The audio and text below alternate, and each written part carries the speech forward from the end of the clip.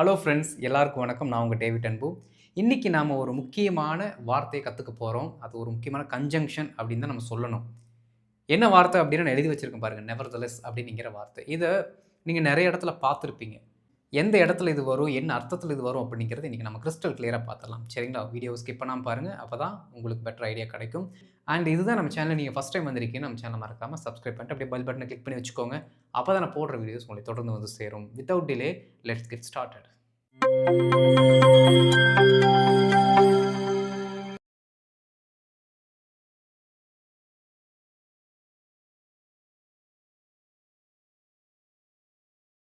Friends, பெரும்பாலும் இந்த nevertheless அப்படிங்கிற வார்த்தையை நம்ம எங்கே யூஸ் பண்ணுவோம் அப்படின்னா, ஒரு பாசிட்டிவ் ஸ்டேட்மெண்ட் சொல்லுவோம். அந்த ஸ்டேட்மெண்ட்டுக்கு கான்ட்ராஸ்டாக எதிர்மாறாக இருக்கிற இன்னொரு ஸ்டேட்மெண்ட்டையும் நம்ம சொல்லுவோம். ஒரு பாசிட்டிவ் ஸ்டேட்மெண்ட், அதற்கு ஆப்போசிட்டில் இருக்க இன்னொரு ஸ்டேட்மெண்ட் இல்லையா? ஒரு நெகட்டிவ் ஸ்டேட்மெண்ட், அதற்கு கான்ட்ராஸ்டாக இருக்க இன்னொரு சென்டென்ஸ். ஓகே, அதாவது இந்த பர்டிகுலர் நெவர்தலெஸ் அப்படிங்கிற வார்த்தை யூஸ் பண்ணுறதுக்கு நமக்கு 2 மெயின் கிளாஸ் வேணும். மெயின் கிளாஸ்னால் ஒரு கம்ப்ளீட் மீனிங் கொடுக்கக்கூடிய சென்டென்ஸ். ஓகே, எவ்வளோ வேணும்? 2 வேணும். சரிங்களா? இந்த நெவர்தலெஸ் அப்படிங்கிற வார்த்தையோட தமிழாக்கம் என்ன அப்படின்னு பார்த்துட்டு அதுக்கப்புறம் இந்த மெயின் கிளாஸ் கூட இது எப்படி வேலை செய்யுது அப்படிங்கிறத பார்க்கலாம். சரிங்களா? இப்போ பாருங்கள், இந்த நெவர்தலெஸ் அப்படிங்கிற வார்த்தையை நீங்கள் பிரிச்சிங்கன்னா 3 டேர்ம் வரும். நெவர் த லெஸ், அது வேற ஒரு அர்த்தத்தை கொடுக்கும். ஆனால் சேர்ந்து வரும் பொழுது இது என்ன அர்த்தம் அப்படின்னா, இருந்தாலும். பாருங்கள், நிறையா தமிழ் அர்த்தம் எழுதுகிறேன். ஏன்னா இந்த எல்லாத்துக்குமே இது ஒன்று தான் மீனிங். சரிங்களா? இருந்தாலும், அப்படி இருந்தும். ஓகே, அப்படி இருந்தும். அடுத்து இருப்பினும், இருப்பினும், ஆயினும். பாருங்கள் எத்தனை வார்த்தை வருதுன்னு. ஆயினும். ஓகே, ஆனாலும், அது கூட வச்சுக்கலாம். ஆனாலும் அப்படின்னு வச்சாலும் மீனிங் வரும் தான். சரிங்களா? ஆனாலும். ஓகே, இத்தனை தமிழ் அர்த்தங்களை கொண்டிருக்கக்கூடியது இந்த நெவர்தலெஸ் அப்படிங்கிற வார்த்தை. ஓகே, ஏன் இத்தனை தெரிஞ்சு வச்சுக்கணும் அப்படின்னா, சில சமயங்களில் வந்து இப்போ இருந்தாலும் அப்படிங்கிற வார்த்தையை மட்டும் நம்ம நெவர்தலெஸ் படித்து வச்சிட்டோம் அப்படின்னா, இன்கேஸ் ஒரு சில சென்டென்ஸஸ் என்ன ஆகும்னா, அப்படி இருந்தும் அப்படிங்கிற ஒரு வார்த்தை வந்துச்சுன்னா உடனே கன்ஃபியூஸ் ஆயிடுவோம். அப்படி இருந்துமா, இருந்தாலும் நீங்கிறதுக்கு மட்டும் தான் நமக்கு நெவர்தலெஸ் அப்படிங்கிற வார்த்தை தெரியும். அப்படி இருந்தும் என்ன வார்த்தை வரும் அப்படின்னு நாம் யோசிக்க ஆரம்பிப்போம். ஆனால் நம்ம ஒன்று புரிஞ்சுக்கணும் ஃப்ரெண்ட்ஸ், அப்படி இருந்தும், இருப்பினும், இந்த எல்லா வார்த்தைக்குமே நீங்கள் தமிழ்லேயே யோசிச்சிங்க அப்படின்னா ஒரே அர்த்தம் தான் கடைசியில் நமக்கு கிடைக்கும். ஒரே மீனிங் தான் இருக்கும். ஆக எல்லாத்துக்குமே பார்த்தீங்க அப்படின்னா ஒரே அர்த்தத்தில் தான் இந்த நெவர்தலெஸ் அப்படிங்கிற வார்த்தை வெளிப்படுது. சரிங்களா? இந்த நெவர்தலெஸ் அப்படிங்கிற வார்த்தை ஒரு கன்ஜங்ஷன். இது because of, due to, since, though, although, if, இந்த மாதிரி மற்ற கன்ஜங்ஷன்ஸ் இருக்குது பார்த்தீங்களா, அது மாதிரி வேலை செய்யாது. ஏன் அப்படின்னா மற்றது எல்லாமே ஒரு சென்டென்ஸோட துணையோடு தான் வரும். ஒரு சென்டென்ஸ் இருந்தால் தான் அது சென்டென்ஸோட ஒட்டிக்கிட்டு அதனால் ஃபங்க்ஷன் ஆக முடியும்.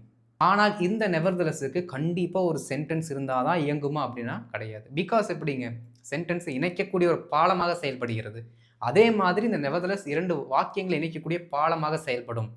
அப்போது இது தனித்த சென்டென்ஸில் கூட நீங்கள் போட்டு யூஸ் பண்ணிக்கலாம். 2 மெயின் கிளாஸ் என்ன பண்ணணும் வேணும் ஒரு கம்ப்ளீட் சென்ஸை கம்ப்ளீட் பண்ணுறதுக்கு. சில சமயங்கள் என்ன ஆகுனா, ஒரு சென்டென்ஸை நமக்கு ஆப்போசிட்டில் இருக்கிற பர்சனும் அதோட கண்டினியூட்டி நம்மளும் பேசுவோம். அப்படி பேசும்பொழுது இந்த நெவர்தலெஸ்ங்கிற வார்த்தை தனித்து யூஸ் பண்ணிக்கலாம். ஆனால் ஆஸ், சின்ஸ், இஃப்லாம் தனித்து யூஸ் பண்ண முடியாது. இஃப்னு ஸ்டார்ட் பண்ணிட்டீங்கன்னா நீங்கள் 2 சென்டென்ஸ் போட்டு தான் ஆகணும். ஆனால் நெவர்தலெஸ்க்கு அந்த கட்டாயம் கிடையாது. ஓகே, அப்போ நெவர்தலெஸ் கூட யாராக இருக்கிறாங்க அப்படின்னா ஒரு சில வார்த்தைகள் இருக்கு. நான் எழுதுறேன் பாருங்க. நெவர்தலெஸ் நீங்கள் யூஸ் பண்ணலாம். ஓகே, ஈவன் ஸோ அப்படிங்கிற வார்த்தை நீங்கள் யூஸ் பண்ணலாம். நெவர்தலெஸ்ஸுக்கு ஈக்குவலாக இருக்க இன்னொரு வேர்டு பாருங்கள், நன்தலெஸ். ஓகே, நன்தலெஸ் ஒரே அர்த்தம் தான். அடுத்து பாருங்கள், ஹவவர் அப்படிங்கிற வார்த்தையை நீங்கள் யூஸ் பண்ணலாம். எட்டுங்கிற வார்த்தையை யூஸ் பண்ணலாம். எத்தனை வார்த்தை இருக்குன்னு பாருங்கள். ஓகே, அப்புறம் இன்ஸ்பைட் ஆஃப் தட்டுங்கிற வார்த்தை நீங்கள் யூஸ் பண்ணலாம். இது ஃபிக்ஸ்டு. ஓகே, இன்ஸ்பைட் ஆஃப் அப்படின்னு சொல்லிட்டு நவுனை மாற்றிடக்கூடாது. இன்ஸ்பைட் ஆஃப் தட் அப்படிங்கிறத நீங்கள் யூஸ் பண்ணலாம். மீனிங் கரெக்டாக தான் வரும். ஓகே, இன்ஸ்பைட் ஆஃப் தட் எத்தனை வார்த்தைகள் இருக்குன்னு பாருங்களேன். அப்போ நெவர்தலெஸ் அப்படிங்கிற வார்த்தையை நம்ம எங்கெங்கெல்லாம் யூஸ் பண்ணுறோமோ அந்த எல்லா இடத்துலையுமே நெவர்தலெஸ்ஸை தூக்கிட்டு நீங்கள் ஒவ்வொரு வார்த்தையாக போட்டு ப்ராக்டிஸ் பண்ணணும் ஃப்ரெண்ட்ஸ். அப்போ தான் உங்களோட டிக்ஷன், உங்களோட சென்டென்ஸ் பேட்டர்ன் பெருகும். நீங்கள் ஒரே வார்த்தையை திருப்பி திருப்பி திருப்பி பேசுகிற மாதிரி உங்களுக்கே ஃபீல் ஆகாது. எல்லா வார்த்தையுமே பார்த்தீங்கன்னா செட் ஆகும். ஓகேவா ஃப்ரெண்ட்ஸ்? ரைட். இப்போ இதுக்கு நமக்கு என்ன வேணும்? மெயின் கிளாஸ் 2 வேணும்னு சொன்னோமா? ஓகே. அதாவதுங்க ஃபஸ்ட்டு ஒரு மெயின் கிளாஸை நீங்கள் எழுதணும். அதை தொடர்ந்து நமக்கு இந்த ரூட் வேர்டு. ரூட் வேர்டு என்ன? இதில் ஏதோ ஒன்று எழுதுனா ரூட் வேர்டு. அதற்கடுத்து ஒரு மெயின் கிளாஸ். சரிங்களா? இப்போ நல்லா கவனிக்கணும். இந்த மெயின் கிளாஸ் ஒரு பாசிட்டிவ் மீனிங்கை கொடுக்குதுன்னா இது ஒரு நெகட்டிவ் மீனிங்கை கொடுக்கும். ஓகே. இன்கேஸ் இந்த சென்டென்ஸ் ஒரு நெகட்டிவ் மீனிங்கை கொடுத்துச்சுன்னா இது ஒரு பாசிட்டிவ் மீனிங் கொடுக்கும். சரிங்களா? ஏன் அப்படின்னா அவருக்கு உடல்நிலை சரியில்லை. பாருங்களேன், அவருக்கு உடல்நிலை சரியில்லை, இது நெகட்டிவ் மீனிங்கில் இருக்குது. அவருக்கு உடம்பு சரியில்லை. ஓகே. இங்கே பாருங்கள், இருப்பினும், இருந்தாலும், அப்படி இருந்தும், ஆயினும், ஆனாலும் அவர் வேகமாக ஓடினார். இங்கே கவனிங்க, உடம்பு சரியில்லை அது நெகட்டிவ் மீனிங், வேகமாக ஓடுதல் அது பாசிட்டிவ் மீனிங். அப்போது ஒரு நெகட்டிவ் மீனிங் இன்னொரு பாசிட்டிவ் மீனிங்கை இணைக்கும் பாலமாக இந்த வார்த்தைகள் செயல்படுகிறது. அவ்வளோதான். புரியுதுங்களா? ரைட். இப்போது ஒரு சில எக்ஸாம்பிள்ஸ் என்ன பண்ணலாம் அப்படின்னா, இந்த வார்த்தைகள் எல்லாத்துக்குமே நம்ம என்ன பண்ண போகிறோம்? யூஸ் பண்ண போகிறோம். ஏதாவது ஒரு வார்த்தை எழுதிட்டு இது எல்லாத்தையுமே வச்சு நம்ம ப்ராக்டிஸ் பண்ணி பார்க்கலாம். சரிங்களா? ஏன்னா ப்ராக்டிஸ் நம்ம சென்டென்ஸ் எழுதும் போதே ப்ராக்டிஸ் பண்ணால் தான் உண்டு. சரிங்களா? எக்ஸாம்பிள்ஸ் பார்த்துடலாம்.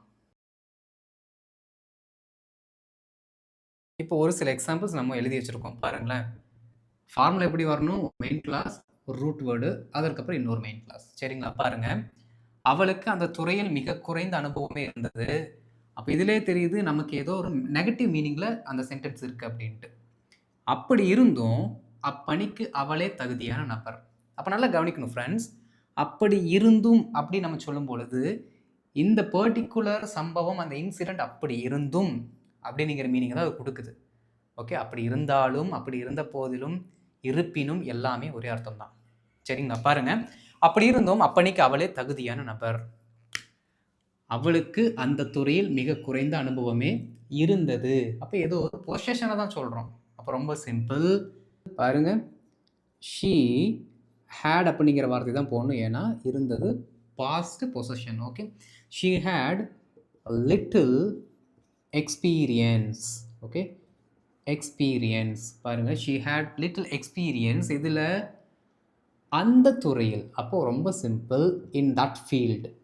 Okay. In that field, in that department, எது வேணாலும் சொல்லுங்கள், தப்பு இல்லை. ஓகே. பாருங்கள், she had little experience in that field. அடுத்து பாருங்கள், அப்படி இருந்தும். அப்போ இங்கே தான் நம்ம என்ன பண்ணணும்? அந்த ரூட் வேர்டை போடணும். ஓகே. நெவர்தலெஸ். அவ்வளோதான். நெவர்தலெஸ், கமா, அப்பணிக்கு அவளே தகுதியான நபர். தகுதியான, அப்போ சூட்டபிள், இந்த டிசர்வ்டு எல்லா வார்த்தை சொல்லுவோம்ல, இங்கே நம்ம சூட்டபிள்ங்கிற வார்த்தை வச்சுக்கலாம். அவளே அப்பணிக்கு தகுதியான நபராக இருந்தார். கம்ப்ளீட் பண்ணோம்னா இருந்தார் அப்படிங்கிற வார்த்தை வரும். அப்போ கடந்த கால பொசிஷனை சொல்கிறோம். அப்போ ரொம்ப simple. She was a suitable candidate. Okay. Candidate for the job.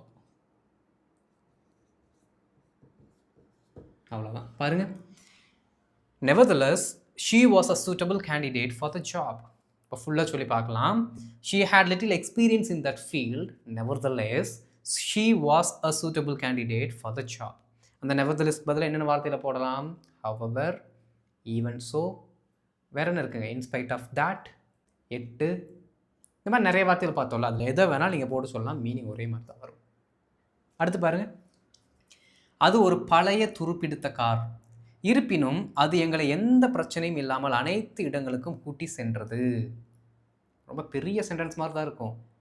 2 complete sentence போட்டு இடையில ஒரு அந்த கனெக்டிங் வேர்டை போடுறோம். அவ்வளோதான். பாருங்கள், அது ஒரு பழைய துருப்பிடித்த கார். ஓகே. அந்த காரோட ஸ்டேட்டஸை சொல்கிறோம். Okay. That was and old, பழைய, அண்டு துருப்பிடித்த அப்படின்னா Rusty car. Full stop. Okay. இருப்பினும், எங்கே பாருங்கள், இருப்பினும் ரொம்ப சிம்பிள். இங்கே நம்ம நன்தலெஸ்ன்னு போட்டுக்கலாம். சரிங்களா? நன்தலெஸ். ஓகே. கமா போடணும். இந்த வார்த்தை வந்தாலே அந்த கமா போட்டணும். ஓகே. நன்தலெஸ், அது எங்களை அனைத்து இடங்களுக்கும் கூட்டி சென்றது. இதை வந்து நம்ம இந்த மாதிரி எழுதலாம். பாருங்களேன், it got us. It got us அப்படின்னாலும் அது எங்களை எல்லா இடத்துக்கும் அழைத்து சென்றது அப்படிங்கிற அர்த்தத்தில் தான் வரும். சரிங்களா? It got us to all the places, அனைத்து இடங்களுக்கும். ஓகே, பாருங்கள், அனைத்து இடங்களுக்கும் தானே சொல்லியிருக்கோம். அப்போ டு ஆல் த பிளேசஸ் எப்படியாம்மா, எந்த பிரச்சனையும் இல்லாமல், எந்த பிரச்சனையும் இல்லாமல். அப்போது without any problems.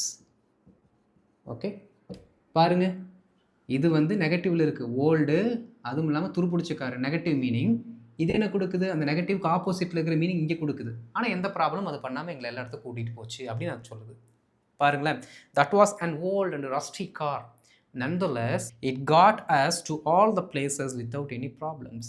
It got us to all the places without any problems. Simple.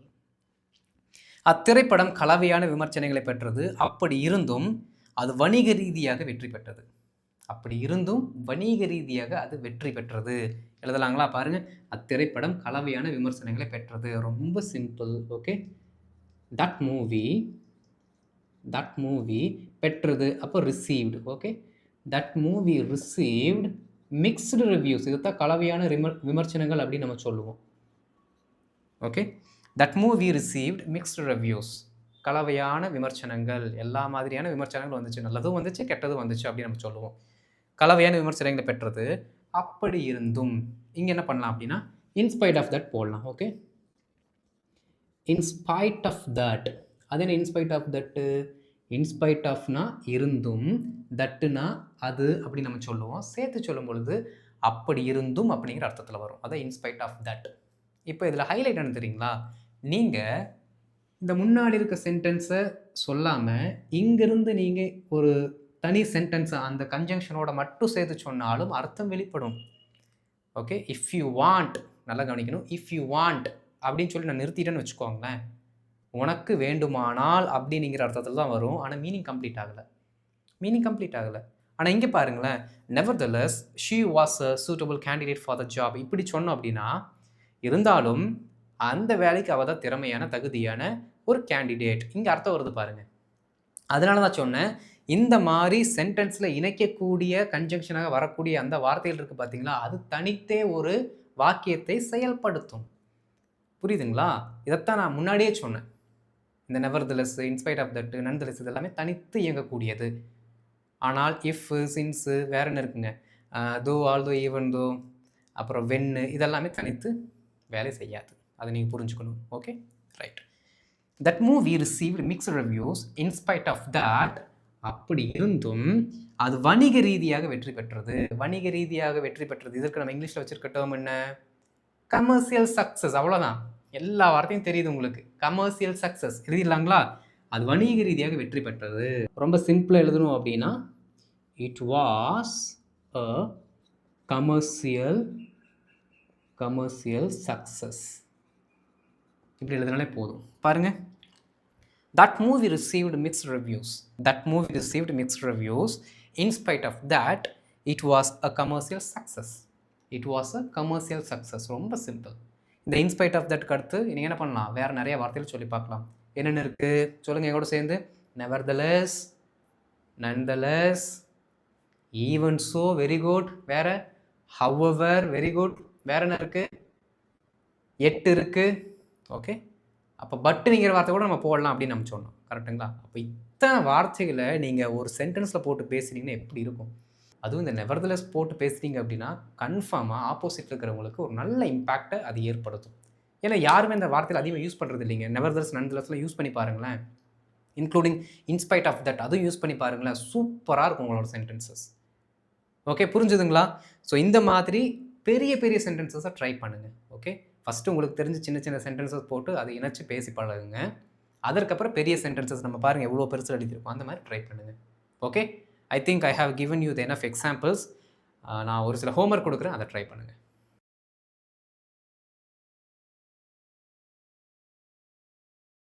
இப்போ ஹோம்ஒர்க் பார்க்கலாம் ஃப்ரெண்ட்ஸ். அவர் முதல் 2 முயற்சிகளில் தோல்வியடைந்தார். அப்படி இருந்தும் அவர் மீண்டும் ஒரு முறை முயற்சி செய்தார். அவர்கள் வருவார்கள், இருப்பினும் நீ வர வேண்டும். அவங்க வருவாங்க, இருந்தாலும் நீ வரணும். அப்படி இருந்தாலும் நீ எனக்கு தெரியப்படுத்தி இருக்கணும். அப்படி இருந்தாலும் நீ எனக்கு சொல்லியிருக்கணும்டா அப்படின்னு நம்ம சொல்லுவோம்ல, அதை தான் சொல்கிறோம். இருப்பினும், இருந்தாலும், அப்படி இருந்தாலும் நாங்கள் முடிக்க முடிவு செய்தோம். ஏதோ ஒரு விஷயத்த பத்தி நம்ம பேசிட்டு இருக்கோம். சரிங்களா? அவங்க மீட்டிங்க்கு வரல. அந்த மீட்டிங் வந்து போஸ்ட்போன் ஆகுற மாரி இருந்துச்சு. ஏதோ ஒண்ணு சொல்ல வரோம். அந்த இன்ஃபர்மேஷன் இங்க கிளியரா இல்ல. ஆனா, பின்னாடி வரக்கூடிய அந்த சென்டென்ஸ் இங்க இருக்கு. ஓகே. அப்படி இருந்தாலும் நாங்க அத முடிச்சிரலாம்னு முடிவு பண்ணோம். அப்படிங்கிறத நம்ம எழுதியிருக்கோம். சரிங்களா? ரொம்ப சிம்பிள் தான். இதற்கான ஆன்ஸர்ஸ் எழுதி நீங்க கமெண்ட்ல போடுங்க. நான் பார்த்துட்டு உங்களுக்கு ரிப்ளை பண்றேன். அண்ட் நெவர்தலெஸ் அப்படிங்கிற வார்த்தைய மட்டும் போட்டு நீங்க ஹோம்வொர்க் பண்ண வேண்டாம். இன்னைக்கு சொல்லிக் குடுத்த அந்த வார்த்தையில ஏதாவது ஒரு ரூட் வேர்ட சூஸ் பண்ணி மாத்தி, மாத்தி போட்டு என்ன பண்ணுங்க? சென்டென்ஸ் எழுதுங்க. ஓகேங்களா? நீங்க எழுதுங்க. நான் பார்த்துட்டு உங்களுக்கு ரிப்ளை பண்றேன். அண்ட் இந்த வீடியோ உங்களுக்கு பிடிச்சிருந்துச்சுன்னா மறக்காம லைக் பண்ணிட்டு மத்தவங்களுக்கு ஷேர் பண்ணுங்க. அவங்களும் தெரிந்து கொள்ளட்டும். இதுதான் நம்ம சேனல்ல நீங்க ஃபர்ஸ்ட் டைம் வந்திருக்கீங்கன்னா, நம்ம சேனல மறக்காம சப்ஸ்கிரைப் பண்ணிட்டு பெல் பட்டன கிளிக் பண்ணி வைங்க. அப்பதான் நான் போடுற வீடியோஸ் உங்களுக்கு தொடர்ந்து வந்து சேரும். சரிங்களா? அடுத்த வீடியோல நான் உங்கள பார்க்குறேன். அதுவரைக்கும் இன்னைக்கு சொல்லிக் குடுத்த எல்லா ரூட் வேர்ட்ஸுமே என்ன பண்ணுங்க? நல்லா பிராக்டிஸ் பண்ணுங்க. Thank you.